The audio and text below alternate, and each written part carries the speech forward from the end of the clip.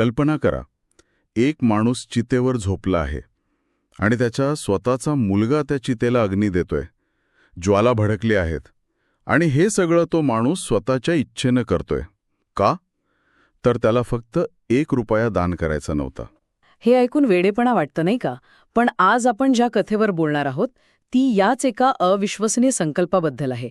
एका व्यापाऱ्याने केलेला संकल्प की आयुष्यात 1 पैसाही दान करायचा नाही. आणि ही कथा आपल्याला विचार करायला लावते की निष्ठा, वचनबद्धता आणि वेडेपणा यांच्यात नक्की फरक असतो तरी काय? अगदी. आपण सहसा नवीन वर्षाचे संकल्प करतो, व्यायाम करू, पैसे वाचवू, पण एका अभ्यासानुसार जवळपास 92% लोक आपले संकल्प मोडतात. मग हा व्यापारी त्या उरलेल्या 8% होता का? की त्याची गोष्टच काहीतरी वेगळी होती? हाच तर खरा प्रश्न आहे. चला तर मग या विचित्र कथेच्या मुळाशी जाऊया आणि पाहूया की एका 1 रुपयापासून सुरू झालेला हा प्रवास त्या व्यापाऱ्याला थेट चितेपर्यंत कसा घेऊन गेला. या कथेची सुरुवात होते एका महात्म्याच्या आश्रमात.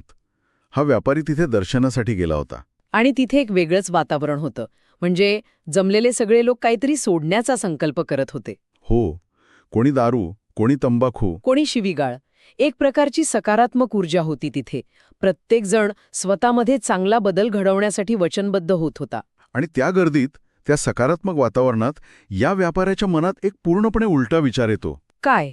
तो संकल्प करतो, आजपासून मी 1 पैसाही दान करणार नाही. मला तर आधी हेच कळत नाहीये की जिथे सगळेजण काहीतरी वाईट सवय सोडत होते तिथे याच्या मनात असा नकारात्मक संकल्प आलाच कसा? काय मानसिकता असू शकते यामागे? हा एक खूप महत्वाचा मुद्दा आहे. कदाचित त्याला त्या गर्दीपेक्षा काहीतरी वेगळं करायचं असेल, किंवा असंही असू शकतं की त्याला दान या संकल्पनेबद्दलच काहीतरी आक्षेप होता. अच्छा. पण मानसशास्त्रीय दृष्ट्या पाहिलं तर काही वेळा लोक अत्यंत टोकाचे आणि इतरांपेक्षा वेगळे संकल्प करतात, कारण त्यामुळे त्यांना स्वतःच्या नियंत्रणाची आणि इच्छाशक्तीची एक वेगळीच जाणीव होते. म्हणजे मी काहीतरी असं करू शकतो जे इतर कोणी करणार नाही, ही भावना. अगदी. स्वतःच्या इच्छाशक्तीची परीक्षा पाहण्याचा हा एक मार्ग होता त्याचा. रंजक आहे. आणि गंमत म्हणजे या परीक्षेला लगेचच सुरुवात होते. तो महात्म्याकडून आशीर्वाद घेऊन निघतो आणि रस्त्यात त्याला एक चंदन लावणारी व्यक्ती भेटते. व्यापाऱ्याच्या मनात लगेच विचार येतो, अरे देवा, चंदन लावलं तर पैसे द्यावे लागतील, नकोच. आणि तो मान खाली घालून पुढे चालू लागतो. पण जे टाळायचं होतं तेच घडतं. हो, मागून एक हात येतो आणि त्याच्या नकळत कपाळावर चंदनाचा टिळा लावला जातो. आणि ती व्यक्ती समोर येऊन म्हणते, शेठ, टिळा लावला आहे, पैसे द्या, फक्त 1 रुपया द्या.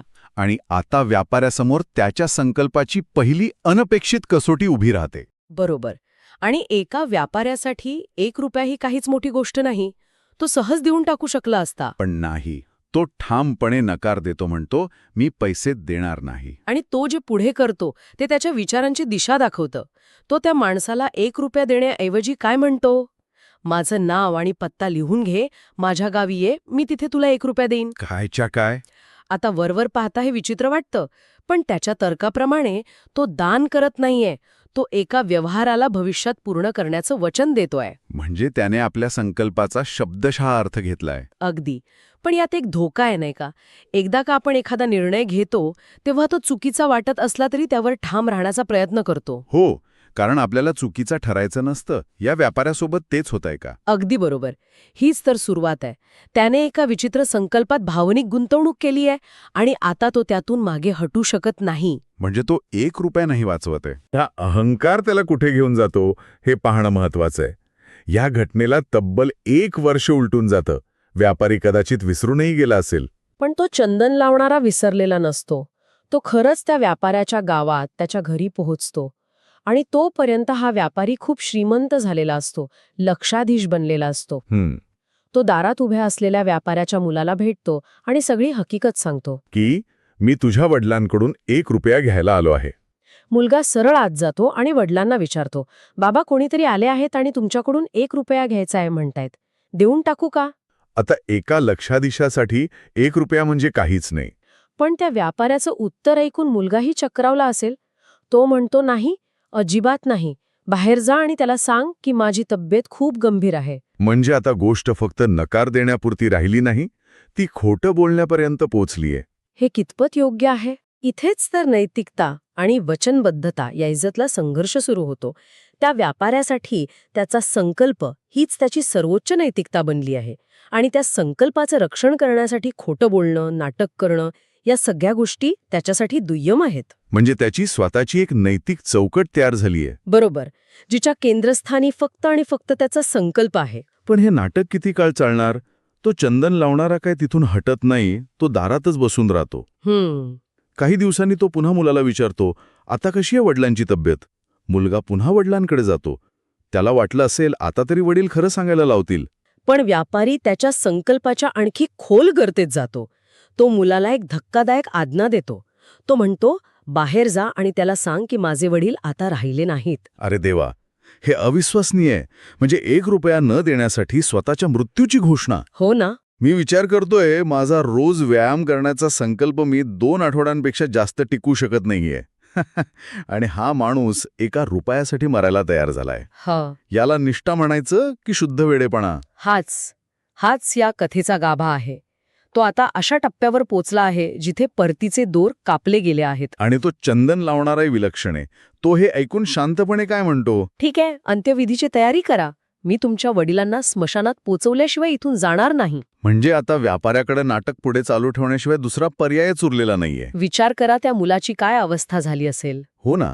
तो वडिलांना तिरडीवर ठेवताना, स्मशानाकडे नेताना पाहतोय, त्याला काहीच कळत नाहीये.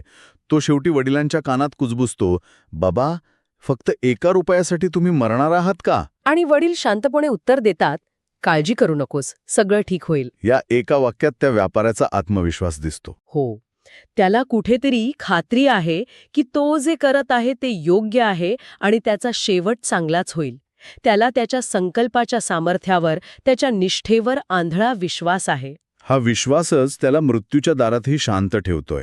ही आता केवळ इच्छाशक्ती नाही, ही एक प्रकारची आध्यात्मिक श्रद्धा बनली आहे. आणि मग तो अंतिम क्षण येतो.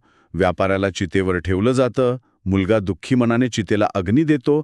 ज्वाळा वर उसळतात आणि त्याच क्षणी ती चंदन लावणारी व्यक्ती पिवळे पितांबर नेसून त्या धगधगत्या आगीत उडी मारते. आणि व्यापाऱ्याला सुरक्षित बाहेर काढते.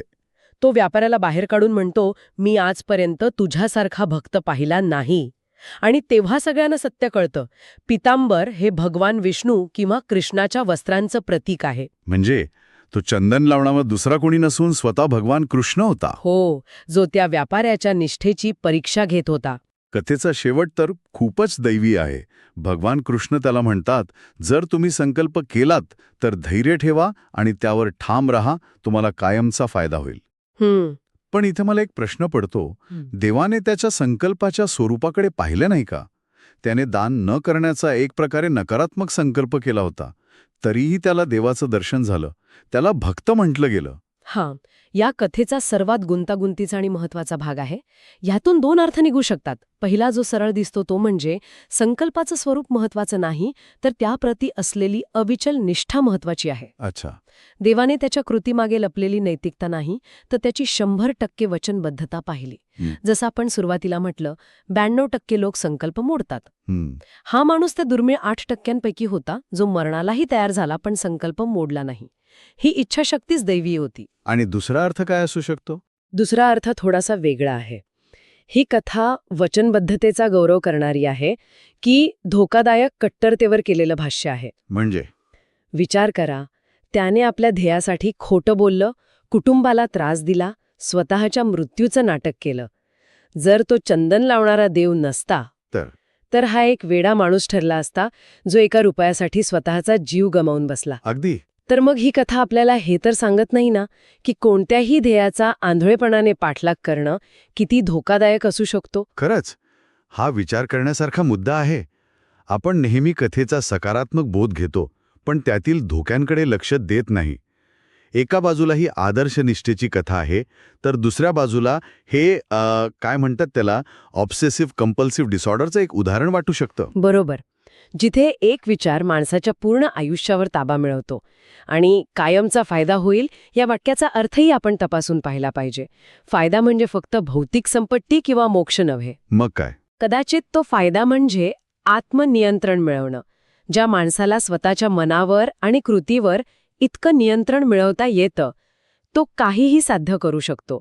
मग त्याचा संकल्प चांगला असो वा वाईट, ती शक्ती त्याच्याकडे येते. आजची चर्चा खरंच खूप रंजक वळणांवरून गेली. आपण एका व्यापाऱ्याची गोष्ट पाहिली ज्याने दान न करण्याचा एक विचित्र संकल्प केला आणि तो पाळण्यासाठी तो अक्षरशः चितेवर जाऊन पोहोचला. या गोष्टीतून आपण पाहिलं की संकल्पाच्या स्वरूपापेक्षा त्याप्रती असलेली निष्ठा किती महत्वाची ठरू शकते.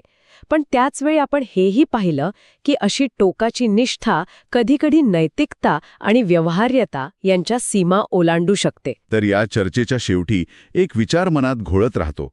आपण सहसा संकल्प करतो आणि ते सहजपणे मोडतो. ही कथा आपल्याला वचनबद्धतेचं एक असं टोक दाखवते जे पाहून अंगावर काटा येतो. आणि जाता जाता एक विचार करायला लावणारा प्रश्न मागे सोडून जातो. या व्यापाऱ्याने एका नकारात्मक वाटणाऱ्या संकल्पाप्रती इतकी अविचल निष्ठा दाखवली तर त्याला दैवी साक्षात्कार झाला. हां? तर मग विचार करा, आपण जर एखाद्या सकारात्मक, विधायक, स्वतःच्या आणि समाजाच्या भल्याच्या संकल्पाप्रती इतकीच दृढता आणि निष्ठा दाखवली तर काय काय साध्य होऊ शकेल. आणि खरा प्रश्न हाच आहे की ध्येय निवडणं जास्त महत्वाचं आहे की निवडलेल्या ध्येयावर शेवटपर्यंत ठाम राहणं.